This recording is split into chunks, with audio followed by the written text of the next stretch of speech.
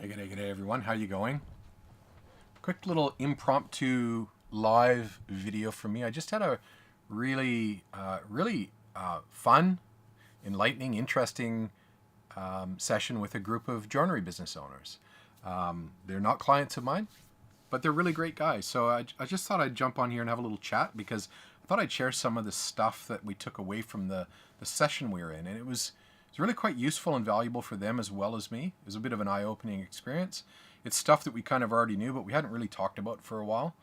And the interesting thing was we discovered, which is kind of self-evident, that there is sort of a reaction that a lot of typical joinery business owners, now these are typically men like me, not always. There's a lot of women out there that run some amazing joinery business, but the fact is the vast majority of people that own a joinery or cabinet making business are men. And what's really interesting is we started noticing typical responses to things across many situations. And one of those situations was one of the people in this group, this was a networking group, and we all kind of talked about stuff together. One of the situations was he said that he noticed that because he was across other industries, when he came back to the industry itself, the cabinet making and joinery industry, he noticed that it felt very close to him. It felt like there weren't a lot of people asking for help or accepting help outside of the industry. And he wondered why that was. It was an observation of his, but he wasn't really clear on why it was. Well, as it turns out, I've done a fair bit of research on this and offered some very interesting insights. And it was, the room got quiet for quite a while because it really hit home. It really made a lot of people stop and think, because here's the reality. And I don't know how relevant it is all the time, but I know that a lot of the research that I've done says that the majority of people that own a joinery business are male. The majority of males that went into a trade were not males that excelled in school. And when we're in school, school classroom situations split basically everybody into thirds. The top third are, the smarty pants, the people that we probably didn't like very much, but they're the really smart kids, right? They're the kids that the teachers don't even have to talk to. So that top third of kids, teachers don't really have a whole lot of interaction with, apart from, yes, you get an A, well done, and then that's it. The middle third are generally the ones that the teachers interact with really well. They do reasonably well, and they move forward at a normal pace. That's the middle third. And as it turns out, the vast majority of the middle third are actually girls.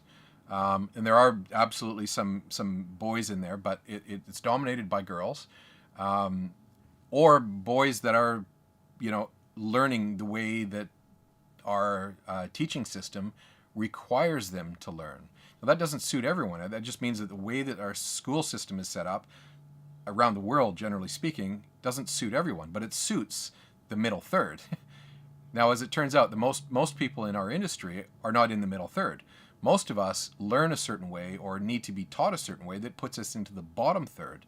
And what that did for a lot of us is it made us feel kind of stupid.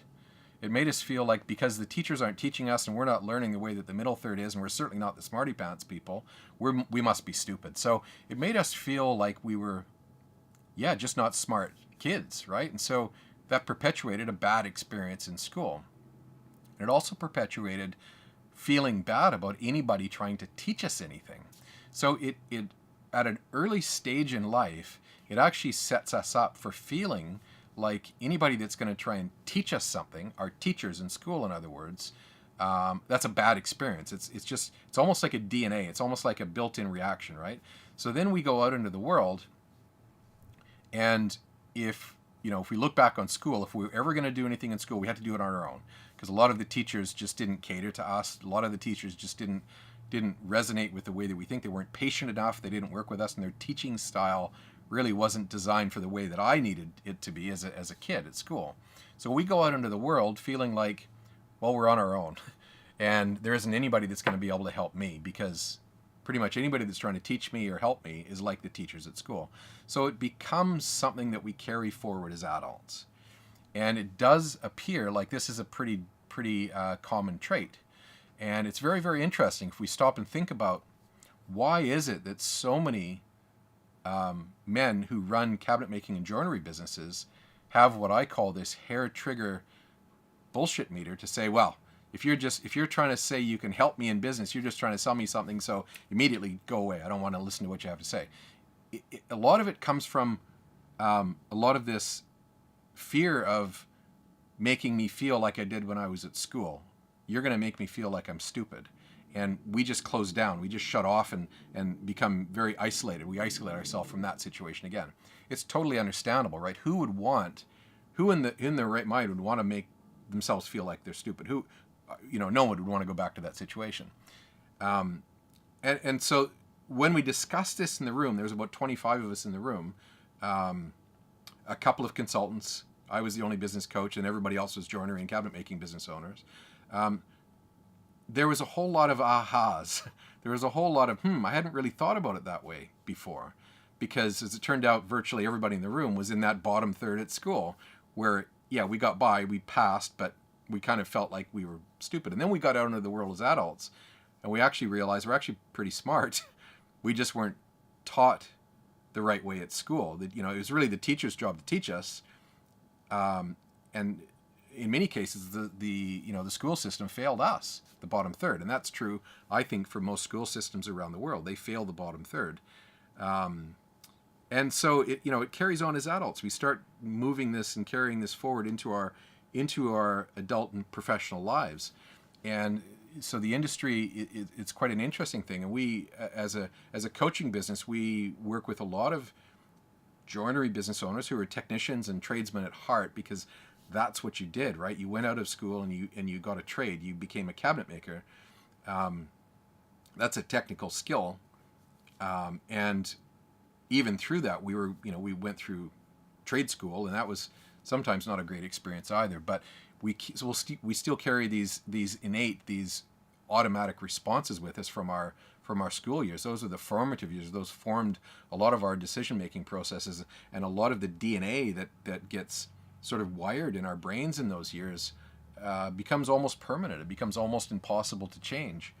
The way we can change it, though, is we can talk about it, and we can identify that.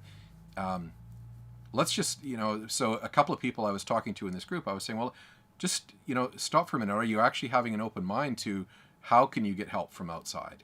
And a lot of people had to recognize, no, I just think it's all bullshit. I think it's all who can actually help me. It all just seems like a big sales pitch. And so they recognized that they were just shutting down. And this isn't about selling them a coaching program of any kind. It was about, are you actually identifying when there is somebody there that can help you at the business level? Because we respond to shiny objects. If someone comes to us with this shiny tool that can cut board or can measure easy, or a laser pointer of some kind, technicians will go, ooh, a shiny object. I'm all ears. Tell me all about it. And we will justify whatever it costs, so that it's not really a price thing, because it's a shiny object, and we all love shiny objects. But when it comes down to somebody saying, well, I can help you in business, there's almost this immediate shutdown response. And it is very interesting when you observe it from an outside perspective, like I do sometimes, watching it, going, that's really interesting. They hadn't even heard what could possibly happen, and they shut down. And so I guess this little snippet of video here is just maybe if I just get one person to give some thought to why would you shut down when there's help being offered, consider possibly there are some drivers going on in your history that's actually driving an automated decision that could be forcing you to miss some of the amazing stuff out there in the world. There's all kinds of great people out there that can help you in business. I'm happy to say we are one of them, but there's all kinds of people out there that can help you in business. There's great marketing assistants. There's all sorts of things. So this little video is designed just to get you to think. Maybe consider what your past experiences are and how you are actually responding to potential help out there. Hopefully this gives you a little food for thought. It's Bruce from the Joinery Coach. Hopefully you're having an amazing day, and we'll chat with you real soon. By the way, if you'd like to give me some comments, comment below.